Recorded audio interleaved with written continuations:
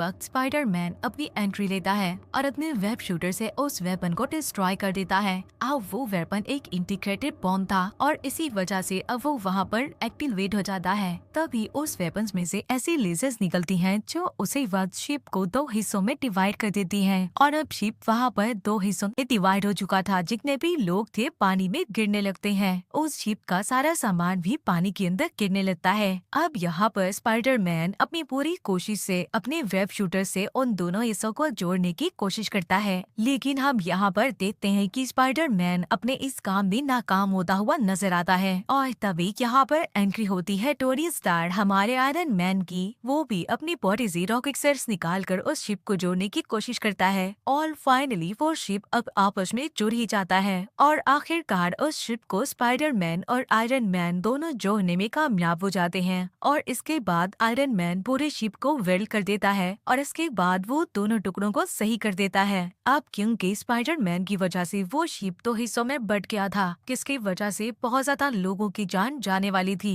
इस वजह से आयरन मैन यानी कि टोनी स्टार्क को स्पाइडरमैन पर बहुत ज्यादा गुस्सा आता है और यहाँ पर वो स्पाइडरमैन से अपना सूट वापस लेने की बात भी करता है, लेकिन स्पाइडरमैन उसको कहता है कि मैं इस सूट के बगैर कुछ भी नहीं हूँ। और यहाँ पर टोनी स्टार्क स्पाइडरमैन से कहता है कि अगर तुम इस सूट के बगैर कुछ भी नहीं तो तुम इस सूट के काबिल भी नहीं। और ये कहकर आयरन मैन यानी कि टोनी स्टार्क वहाँ से चला जाता है। इसके बाद सीन शिफ्ट होता है पीटर पार्कर पर, उसकी नॉर्मल लाइफ पर। अब क्योंकि पीटर पार्कर अपनी नॉर्मल लाइफ जीना चाहता था तो यहाँ कर वो लिस को डांस की ऑफर करता है। लिस अक्सर कहती है कि तुम मुझे लेने के लिए मेरे घर आ सकते हो। अब वहीं पर पीटर पार्कर तैयार होकर सीधा लिस के घर पहुंचता है। जब वो लिस के घर पहुंचता है तो वहां पर पहुंचकर उसको पता चलता है कि लिस के फादर कोई और नहीं बल्कि एड्रियान ही है, यानी कि इस मूवी का मेन विलन वल्चर।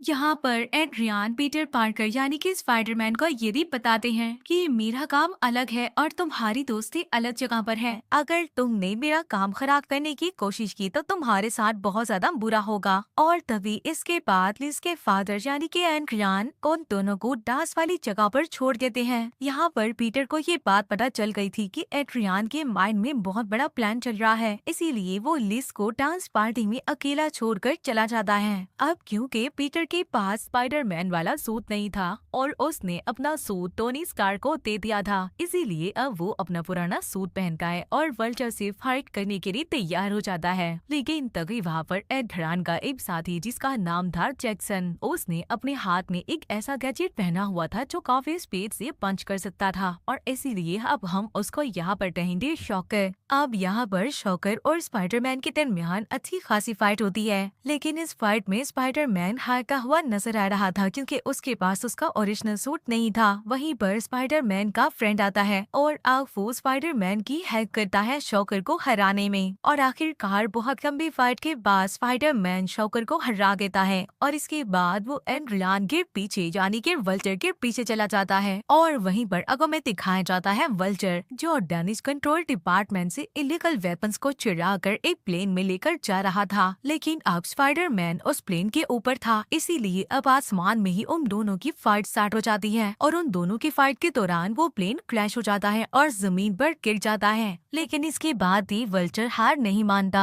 वो इलीगल वेपन्स जो इतने बड़े बॉक्स में उसने रखे हुए थे वो उन्हें लेकर अपने साथ वहाँ से जा रहा था, लेकिन अब प्लेन क्रैश की वजह से वल्चर का सूट भी काफी ज्यादा डैमेज हो चुका था। ये सब कुछ देखकर स्पाइडरमैन वल्चर को वहाँ पर हरा ही देता है। अब स्पाइडरमैन वहाँ पर वल्चर यानी कि एड्रियान को बांध देता है और उसको पुलिस के लिए छोड़ देता है। थोड़ी ही देर बाद पुलिस वहाँ पर आ जाती है। पुलिस को भी वो बॉक्स मिल जाता है जिसमें सभी इलीगल वेपन्स के और साथ ही में पुलिस अब वल्चर को भी अरेस्ट कर लेती है। और अब यहाँ से सीन शिफ्ट होता है लिस पर। उसके फादर यानी कि एड्रियान को पुलिस ने अरेस्ट कर लिया था। वो अपना कॉलेज छोड़ देती है और पीटर से कहती है कि अब मैं दोबारा कॉलेज कभी भी नहीं आऊंगी। इसके बाद हम देखते हैं टोनी स्टार्क को जो पीटर पार्कर को अपने पास बुलाता है और कहता है कि हाँ अब तुम सही एवेंजर बनने के काबिल हो और अब तुम हमारी टीम को ज्वाइन कर सकते हो। पर पीटर यहाँ पर टोनी स्टार्क को मना कर देता है। वो कहता है कि नहीं, मैं अपनी नॉर्मल लाइफ ही जीना चाहता हूँ। ये कहकर वो वहाँ से चला जाता है और जब वो अपने घर पहुँचता है तो वहाँ पर पीटर की मदर को भी ये बात पता चल जाती है कि पीटर पार्कर उसका बेटा ही असल स्पाइडर मैन है। इसके बाद हम देखते हैं एड्रियान को, जो अब जेल में था। वहाँ पर उसको एक दोस्त चेली मिलता है और वो कहता है कि तुम जानते हो कि असली स्पाइडरमैन कौन है।